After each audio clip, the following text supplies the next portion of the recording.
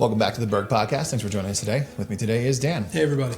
And today we're talking about performance reviews, employee reviews, and why we do them, why they're important, and what we kind of get out of that process, right? Yeah, it started a while ago now, right? It started a while ago, but it was not something that was actually original to Berg when you really think about it. Like it isn't something that Ford and Tom and those guys would have done. I mean, first, you weren't going to review like your siblings and your family. Sure. But second, Tom infamously always says he gets appreciated 52 times a year. And, if the check shows up, that means he did his job. And he still has a job. He still has a job. Everybody's happy. But as we grew, we realized that we believed it was necessary and tried to develop a process to do it. And I think we did a good job of it. But I also think that at times, we would do it in the field and it was sort of felt like we were making time, like we weren't allotting time. We weren't saying now is the time to do your review because we value it. We were saying your review has to be done. And this is a time that's convenient for us. And so meet me at the back of the pickup truck and flip the tailgate down and we'll have a conversation. Yeah. And that was okay for a while. But we've really tried to be more intentional and formalize it now as a group and as a leadership team, come up with what we do. And I think it's more meaningful to the guys now, to the team now, because it gets taken, it just feels like it's a little bit more intentional, a little bit more serious, Sure. It's more set aside. And we've changed it a couple times, right? We went with, initially we just did reviews based on whenever your hire date was. Yep. And as we looked at it, you and I talked about it, and it wasn't a struggle or wasn't a disagreement between the two of us as much as making the change makes a lot. People don't realize how much goes into it. You're going to review an entire company of people. And if you do them as necessary, it's easier, right? Because it's all spread out. You just got to do every once in a while. Right. But inevitably, you would say you and I and Tracy would sit down and be like, okay, well, we figured out the back pay for Ed Parrott, his review, that occurred 6 months after it was supposed to, and then we backdate it and pay all the hours. And it wasn't even the effort of figuring it out. It was the disconnect between if the review itself is not meaningful enough that you actually do it, then how much do you really value what you're saying in that? And so we made a change to do reviews all at one time of year, regardless of hire date. And it's worked well for me. I think it's worked well for the team, but it does require a lot more intentionality and allotment of time. Yeah. Because now you're for a month or so, 2 months, depending on who the reviewer is, you got to allot a certain amount of time every day to be able to do reviews and then schedule in a way that people can get here. Right. So it's something that we've really focused on. And the other thing is, and I was talking to you about this earlier, but so what really got me that started to trigger me on this is it is not as easy as everyone thinks or would perceive to set up a review process. Sure. Right? Like, it seems really simple, right? We're just going to sit down and we're going to talk about how you did. And then we're going to say, you did this well, you need to improve on this. This you did okay, but we'd like you to see you do more of this other thing, right? And inherently, like reviews, unless they're structured well, only give you a snapshot of your perception of someone's performance over the last 90 days, yes. Right? Yeah. If you're trying to review an entire 12 months and you don't have any measurement piece or any metrics that you're using to say whether or not someone's done well, you're really saying it's your perception of how they performed on, when you saw them perform over the last 90 days. Yeah. Yeah. Well, and the other thing too is, when you were doing the review process and we were working together initially on all of this, it was trying to figure out what are we reviewing, right? Like what are we trying to evaluate? And I feel like this industry is really, I don't know how at the same time it can be easy and hard to do it. Okay. But it is, because it's really easy to do it. Like if you said, who are the top 5 dozer operators, we could answer that question. Sure. Right. But when you're trying to evaluate for performance and for their own personal growth and for wage rates, which are increasing, at different rates and all those things, all of a sudden it gets a lot more complicated. You're not just saying, are they a good dozer operator? Yeah. Well, and I think part of that is, I think that recognizing the highs and lows is usually pretty easy. If you're engaged with your team and you're witnessing their performance, or you're monitoring progress, then identifying the highs and lows usually happens pretty quickly. Like you're saying, like, could we identify the best 5 dozer operators? And yeah, I think that's pretty easy. You probably could also identify the 2 or 3 or 5 lowest performers if you really had to, right? We'd love to like live in this ideal world where there are no bottoms. Everyone is average or better, but that's really not true. So I think that the hardest part is, could you off the top of your head identify the highs and lows? Yeah, but then when you start to like weigh them on any type of scale or weigh them on any type of performance-based metrics or measurement, you start to get into the nuance of saying, like, where could I rank them 1 to 10? Like 1, 2, and 3 might be really easy, but 4, 5, 6, and 7, maybe they're all very similar.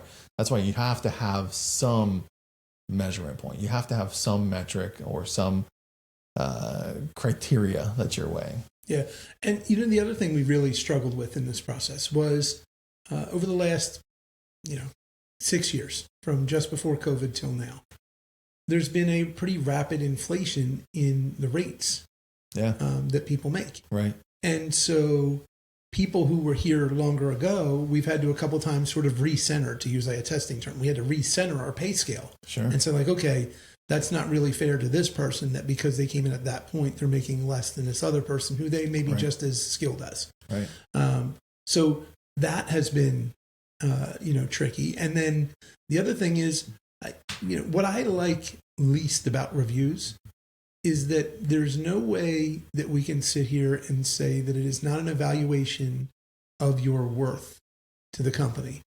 But at the same time, it is not an evaluation of your worth to the company, right? Like, in other words, so when I'm saying that, I believe you deserve a 3% raise and that'll take you to X.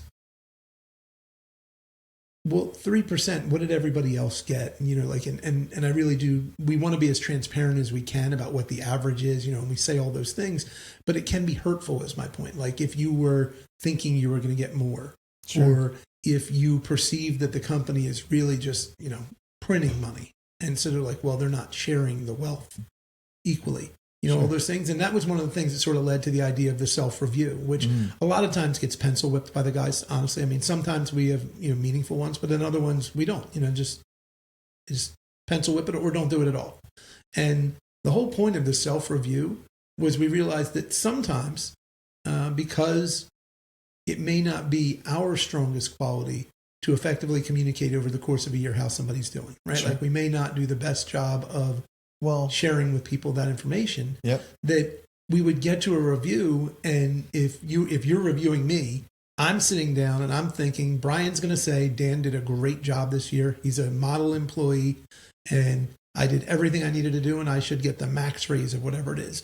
And you're sitting down thinking Dan didn't work a single day of snow, and he never volunteered on Saturdays, and he shows up and he works, but he doesn't work any harder than, the average person.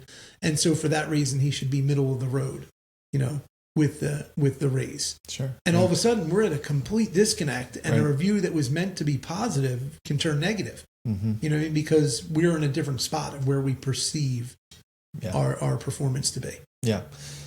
I do think that, obviously, evaluating performance once a year is you're going to always have disparity, right? If you wait 12 months to figure out if someone did their job or didn't do their job, in comparison with, how they feel about having shown up every day or not, or whatever may have happened.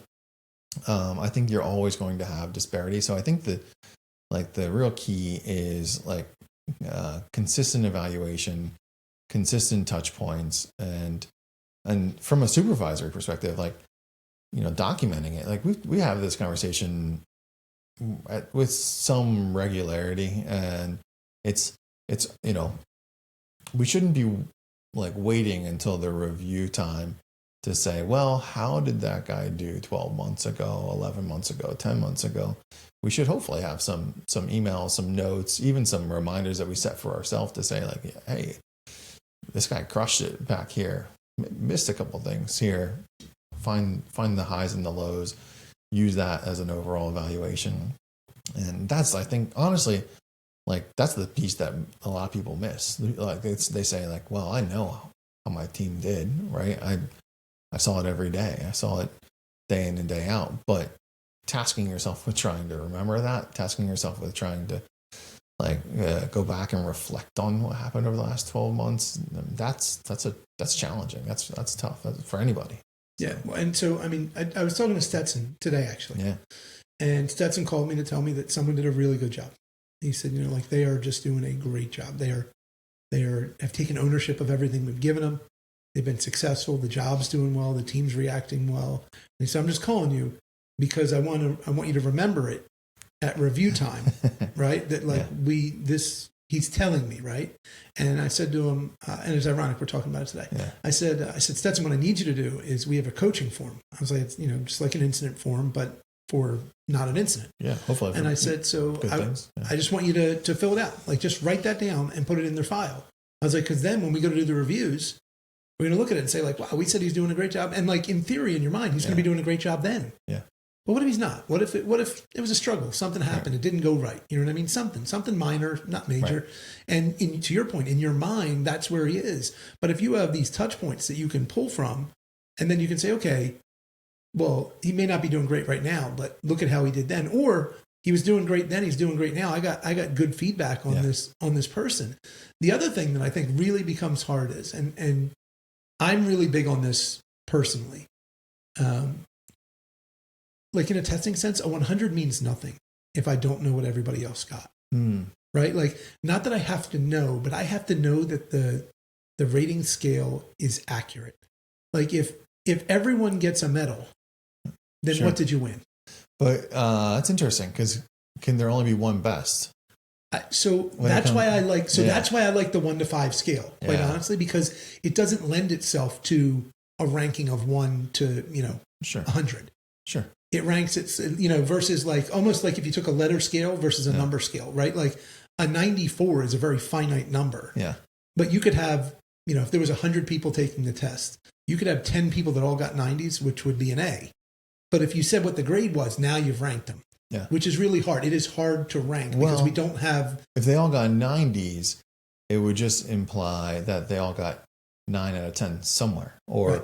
Yes. 90 out of 100 somewhere. Right, somewhere. So I think that's what's, and maybe this is, but I think that's what's great about the way we've sort of adapted the measurement or the scale is because you're in some ways measuring attributes of the performance, right? It doesn't have to be the performance as an entirety. It's not pass or fail. We talked earlier about your 9 or 10 scale. Yeah. And so quickly there was a scale and it was 1 to 10. Yeah. And they said, okay, well, we'd like you to rate the performance of for some work I had done at my house. Yeah. And they said, we'd like you to rate the performance of the installers. Right. I was like, okay. And they're like, the scale is 1 to 10 with 1 being the worst and 10 being the best. I'm like, okay, it's no problem. I can do that.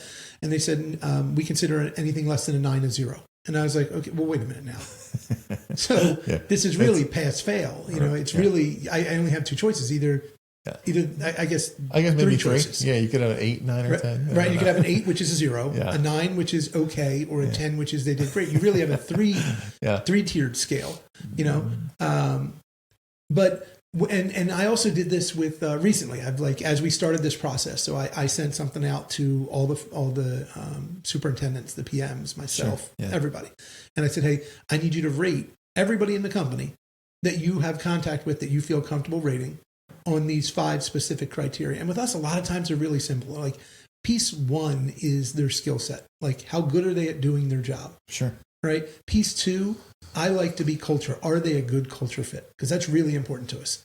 Right. Piece number 3 is usually what's the value? Are they valuable to the company? Right. Like I don't mean it that way. Are they? What is the value that we're getting? Right. Like in other words, if someone is getting paid just the right amount, then that's good for them and that's good for us. Are they underpaid? Are they overpaid? That's sort of what I'm trying to determine with that question. Did someone come in and say, I am an amazing finished grade dozer operator? And they're not.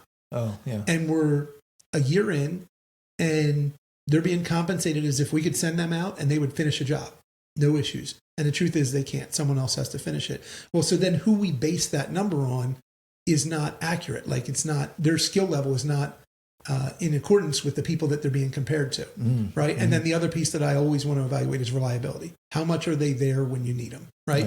And you tie those together, and that's what makes a really good teammate for us. Sure. Is somebody who has the skill to do what they're supposed to do, has the willingness to be a part of the team, act like an owner, do all those things, has the reliability that they show up, they're always there when you need them, and is at a price point that we can afford to pay them, they can afford to live their lifestyle, and Berg can be profitable, right? Because if this isn't a for-profit company, then it's a charity, and it's, charities, this is not a charity. And so we did this, and internally, some of our own, people that I would expect to be more used to this style that do reviews were like a little bit upset because they like looked at their own scores. I didn't think about it, and I let them see their own scores, right? I aggregated it all. Okay. So there was only one sheet that everyone saw. I had all the sheets, but only one sheet that they all saw. And I didn't think about that them seeing the scores of their coworkers, their equivalents, might bother them. Huh.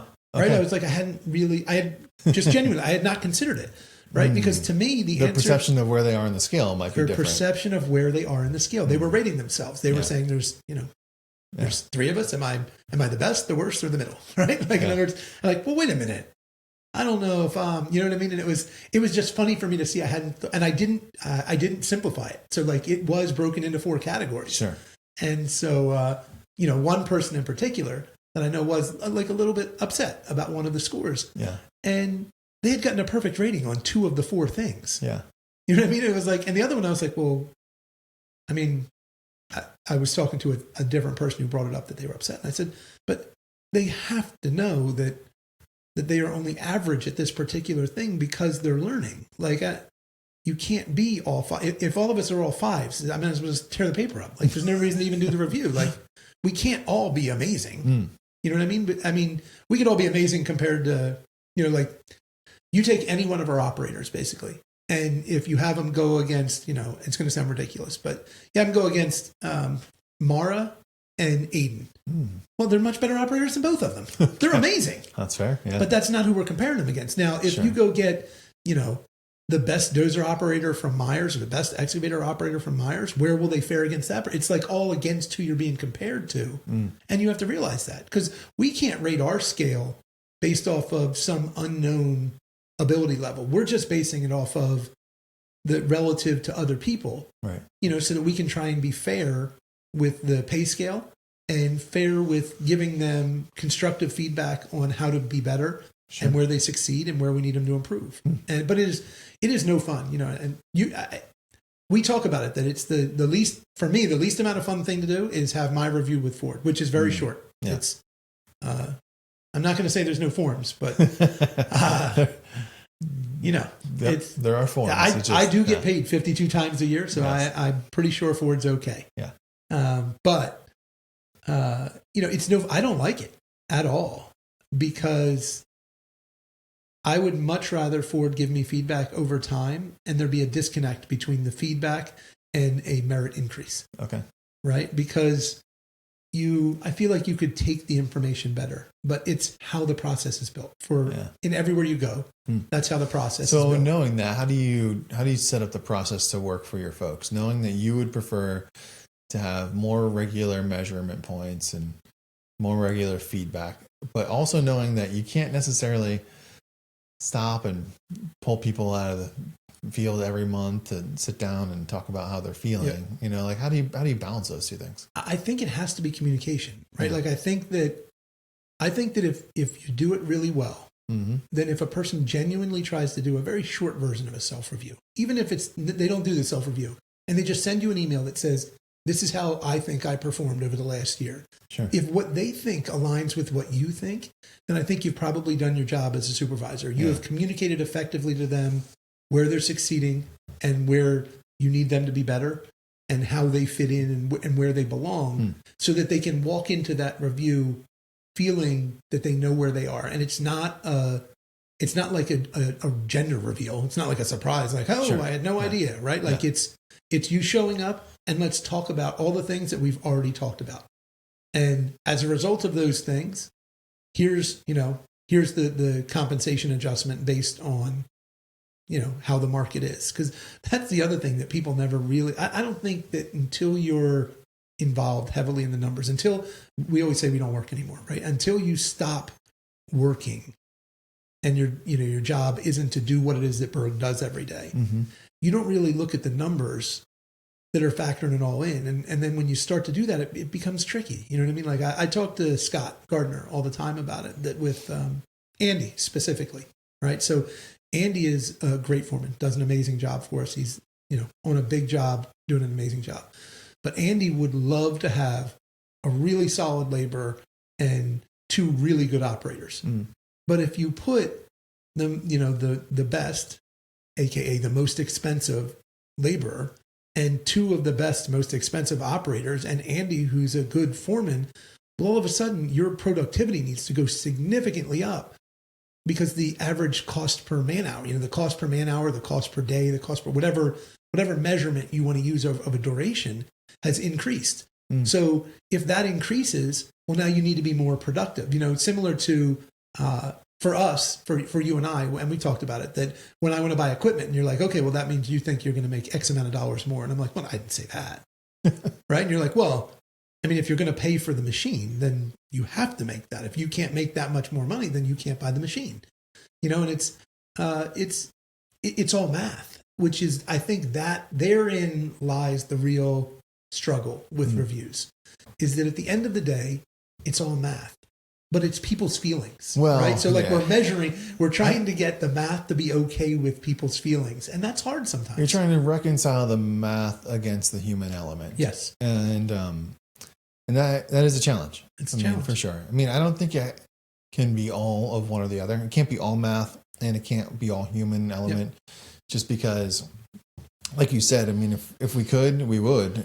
We'd retire all our folks, right? Like if we could, and money were no object, which I don't know how what land that we have to get to for that to, be the actual thing, but not Southeast PA. Yeah, not here currently. But if the money were no object, we would gladly pay folks way outside the market abundantly, in excess or whatever the case may be. But you can't have it both ways. You have to balance, somehow reconcile the math with the human element. Yeah. So we'll see. We got the review time is up. I know I saw Tracy earlier and people were starting to send back their self reviews. We want to have them back by the 22nd. That way we have time to look at them and just so be transparent about this process. I really don't like everybody to look at the self reviews until they initially do at least a preliminary review of the people themselves. Yeah. Because what I really like to see is how I like to do it. How your initial thoughts align. What are my initial thoughts? Yeah. And then look at what the person says and then check that, right? Sure. To say like, okay, actually that's a really good point. Well, because you don't want it to be self-fulfilling, right? You don't want to get the answer and say, yes, I agree. Or, So, but we need those so that there's time to collate all that stuff, to get it together, and then to meet as a team, and a lot goes into it. You know what I mean? Like we have there's a sheet maintained, and it's trying to keep everybody in line, and that's something I have always talked about with the team when I'm out there is when one person gets moved. To me, it is relevant to everybody. Like in other words, because everybody should be in approximate alignment based on what our perception of the ability and the skill of that person is, that I would like everybody to be in line. Like I don't want anybody to be out of scale, so to speak, because it sets people up for being upset, especially because I don't know. It has been interesting to watch and realize how much people talk about how much they make and what the raise was. Sure. Sometimes genuinely and sometimes, frankly, disingenuously. You know what I mean? Like I hear a number and I'm like, there's no, all right, now. They're just not being honest. They're just not being honest. I don't know why. I don't know to what benefit. Anyway. Like, because when that happens, it creates double the problem. Right. Because now I got a problem that there's someone who apparently is not compensated in a way that they feel like they can say what they make. Right. And so they manipulate it. But now they've also manipulated someone else who, if we did our job and everybody's in scale, is going to be like, wait a second. Yeah. How am I that far off? Why did someone, how am I being taken advantage of? Right. And with the way, how we want to handle everything from a privacy standpoint, we're not going to discuss that. So it just puts you in an uncomfortable situation where you're trying to figure out how to say, like, okay, everybody is correct in scale. Yeah. And so but it's a process. It's a process, and we need everybody's help and commitment to doing it. And from the, PMs, supervisors, foremen listening, like, this is why it's important. Because anytime you're doing somebody's review, just think of how you feel when you get reviewed. Yeah. You know what I mean? Because we all get reviewed by somebody. And it takes real commitment, and not just once a year for a couple of weeks. Yeah. Really, a year-long commitment to investing in your folks and continually giving them feedback and support and micro evaluation along the way so that there are no real surprises when we get to this point. Yeah, so for sure. So, I mean, I'm glad we got to talk about it. Yeah. It's not something we often talk about. I don't know that it's been a podcast topic before, honestly. I don't recall, no. I don't recall talking about it. Yeah. But, I mean, if people have questions, don't hesitate to ask, and be engaged. So when it comes time for review, don't just sit there quietly and listen and shake your head and be walk honest. out. You know what I mean? Just be honest. And if it's not what you thought or where you want to go, right? And I mean, and that's a big piece of the self-review. And I think I'll sort of close from my side with that. Yeah. Another piece of the self-review I didn't cover is it tells us where you want to be. Sure. Like, what do you want to do? What are your own personal goals? What are your own personal goals for Yeah. the next 6, 12, 18 months, 3 years, 5 years? Like, whatever you want to share. Because the more you can let us know what that is, the more we can try to adapt or direct or say, okay, that's reasonable or that's not reasonable. Yeah. Here's why. Yeah. Yeah, it helps align those expectations for sure. Yeah. Good. That's a great place to wrap it up. So, folks, thanks for joining us today. We hope you got something from this, and we hope you come back for another episode.